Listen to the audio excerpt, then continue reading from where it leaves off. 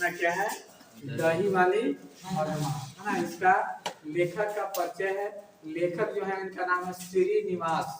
लेखक का नाम क्या है, श्रीनिवास। यह कहानी है कर्नाटक है ना।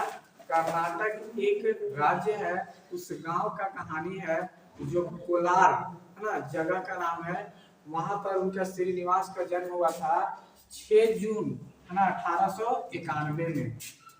और उनका पूरा नाम था, जो लेखक है इनका पूरा नाम था मस्ती वेंकट आयकर हाँ, इनका पूरा नाम था। इनका मृत्यु हुआ था 6 जून 1986 में। इनकी मृत्यु कब हुई थी, 6 जून 1986 में। इनका जन्म कब हुआ था, 6 जून 1891 में। यानी बहुत सौभाग्य हुआ कि 6 जून को उनका जन्म हुआ, 6 जून का भी इनकी मृत्यु हो गई थी।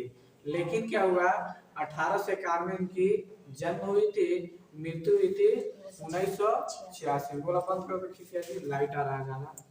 भाषा जो है वह कन्नड़ है ना।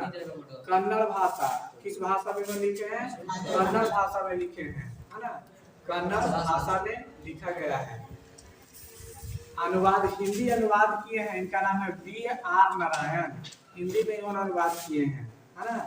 इस कहानी को किस क्या चीज में अनुवाद किए हैं, हिंदी में। यह कहानी कन्नड़ भाषा में लिखी गई थी। इसका अनुवाद B.R. नारायण ने किए हैं है ना। कौन किए हैं, B.R. नारायण। आइए उस गांव का अब हम लोग हालात देखते हैं। यह जो कहानी लिखी गई है, यह कहानी में कितने लोगों का परिचय है, तो यह कहानी में 4 लोगों का परिचय है। कितने लोगों का, 4 लोगों। जिस परिवार में जो मुखिया होते थे वह नहीं है, यानी इनकी मृत्यु हो गई है, देहांत हो गई है ना। जो मगमा के पति थे उनकी मृत्यु हो जाती है। उनका एक बेटा है और एक पुतोह है और एक नाती है उनके परिवार में। यानी 4 सदस्य का एक परिवार है, 4 है ना लोग का एक परिवार है। यह परिवार की भरण पोषण के लिए जो काज की जाती थी वह मगमा करते थे। भरण पोषण मैंने आप जानते हैं, यानी आपकी है ना जो आर्थिक स्थिति होती है, जो माँ है ना अपनी दही बेचकर और इन्होंने अपने परिवार को चलाते थे। एक गांव की कहानी है जो कर्नाटक गांव को कोलार है ना जगह का नाम है। वहां पर एक गांव है, उसका नाम है वेंकटपुर। वह जो इंदौर में पड़ती है। यह गांव कहाँ पड़ती है, इंदौर में पड़ती है। वहीं की कहानी है। और यह मगमा अपनी परिवार में है ना क्या करती है, तो अपने परिवार में मगमा है ना घर से दही ले जाकर इंदौर शहर में बेचती है और बेचकर अपने परिवार को भरण पोषण करती है। और अरे बंगलौर या बंगलुरु अब हो गया है ना, पहले क्या था बंगलौर था, अब बंगलुरु हो गया है ना। तो नाम जो है ना बहुत, देखो कलकत्ता था अब कोलकाता हो गया। तो नामों को क्या किया, शुद्धिकरण किया गया है। जो लोग आया उनसे पहले बोल देता था है ना, लेकिन अब उस हिंदी शब्दों को रूपांतरित किया गया और रूपांतरित कर नामों को क्या किया, बदला गया और शुद्ध है ना वाक्य निकाली गई, शुद्ध भाषा निकाली गई और उस भाषा से उसका नामकरण रखा गया है ना। तो बंगलुरु कह सकते हैं, बंगलुरु है ना नाम है। उस शहर में जाती है मगमा और दही बेचकर अपने परिवार के सदस्यों को चलाती है। एक समय की बात हो गई है ना, एक समय की बात हो गई है ना। मगमा की पुतोह है ना, कौन थी, पुतोह किसी नाती को मार रही थी है ना। यानी मगमा की जो पुतोह थी इसको नाती ना हुई है ना, नाती। और ये क्या कर रही थी, यह अपने है ना कि जो है बाबू यह पतोहू जो है नाती को क्या कर रही थी, मार रही थी। उसी में मगमा देख लेती है और देखने के बाद क्या होती है, वह अपनी पुतोह को बोलती है, कहती है कि तुम क्यों बच्चे को मार रही है। तो कहा, पुतोह बोलती है कि मेरा बच्चा है, हम कुछ भी करेंगे तो आप बोलने वाले कौन हैं। वहीं से बात विवाद छिड़ जाती है और पुतोह और सास में नहीं बनती है।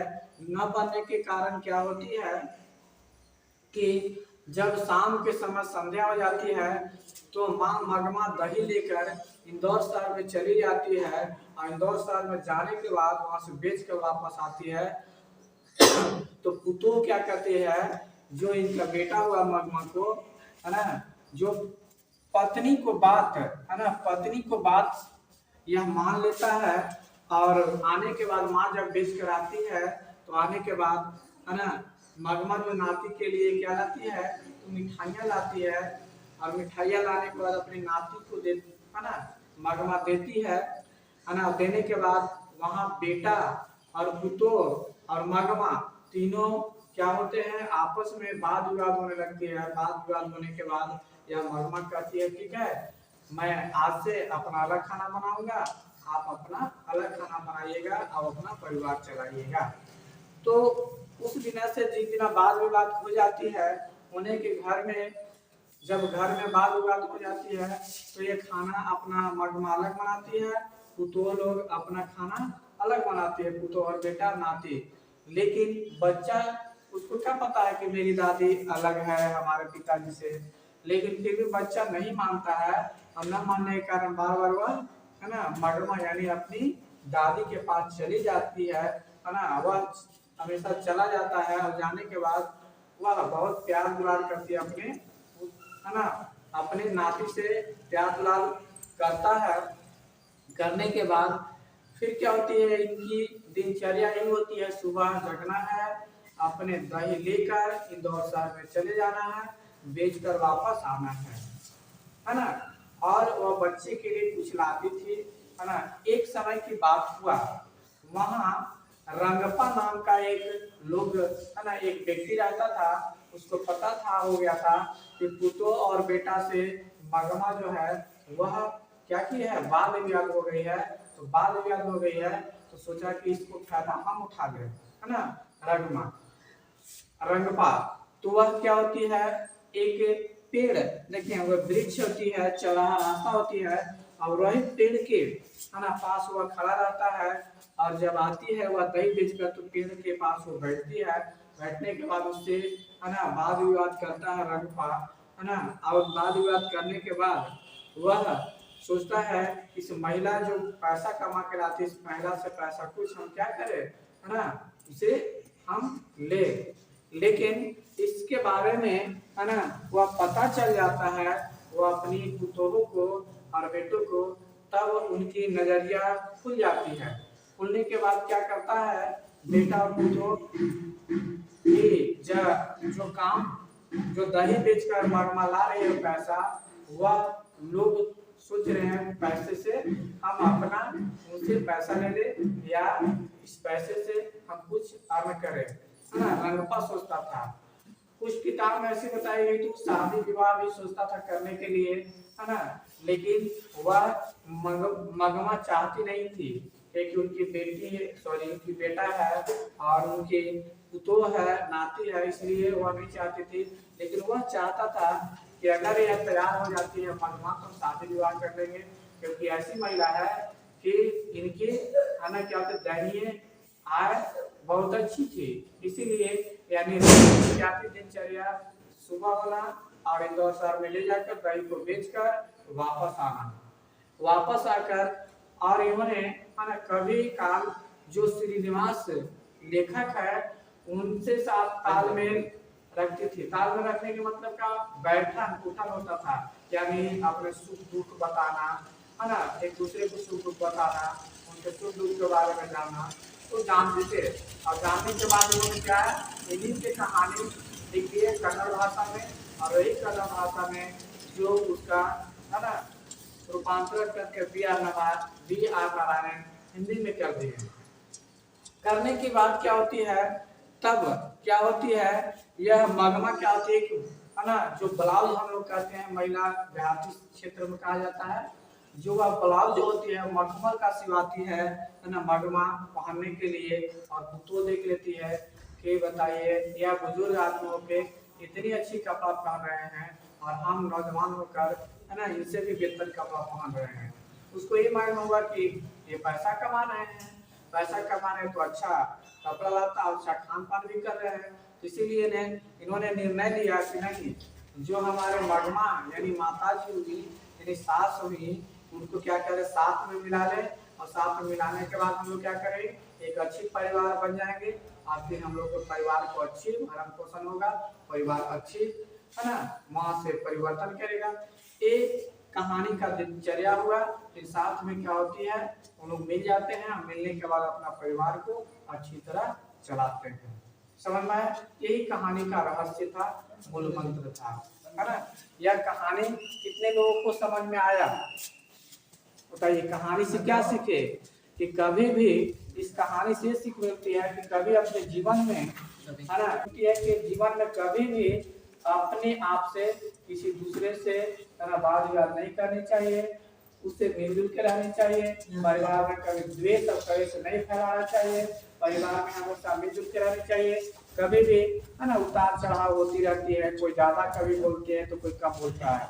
जिसका भार कहा जाता है परिवार का भार होती है, थोड़ा ज्यादा बोलता भी है ना। और लोग सुनने वाले को सुनना भी चाहिए कि जो हमारे परिवार में कैसे लोग हैं, उनकी कैसे है ना रहन सहन है, कैसे रहनी चाहिए, सब प्रवृत्ति को समझना चाहिए अपने परिवार के सदस्य को लोग, है ना।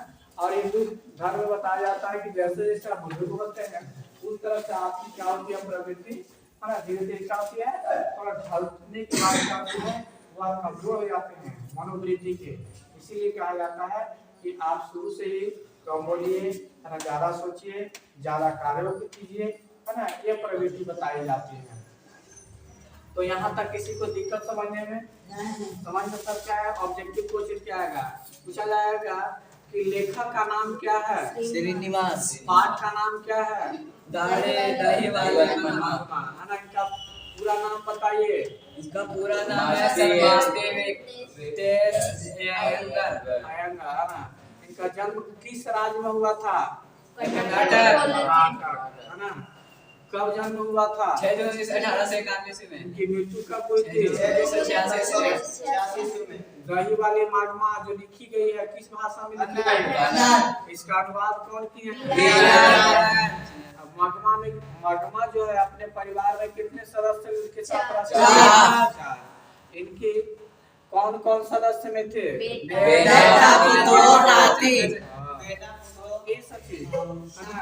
गांव का नाम क्या था? किस शहर की कहानी है? किसी को दिखा?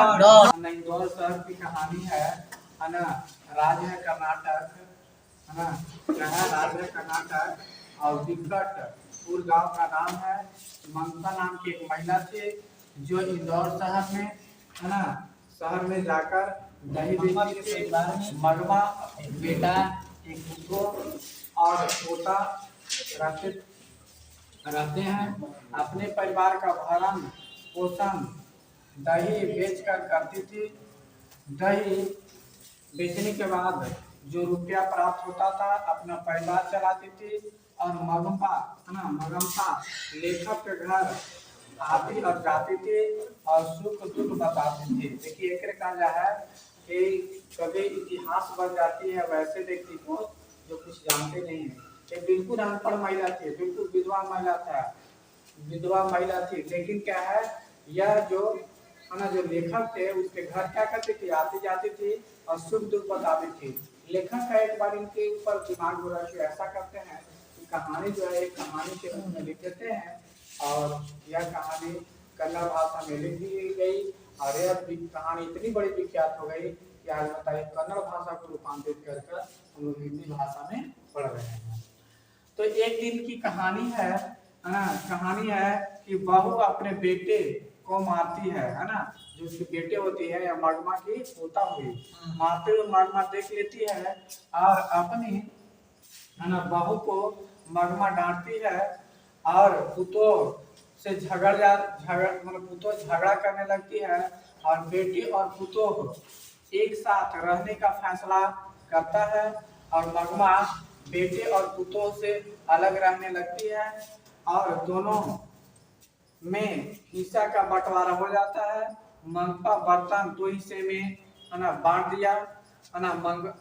मगमा क्या करती है, बर्तन को दो हिस्से में बांट दिया और शाम से है ना खाना है ना पीना अलग अलग बनने लगा।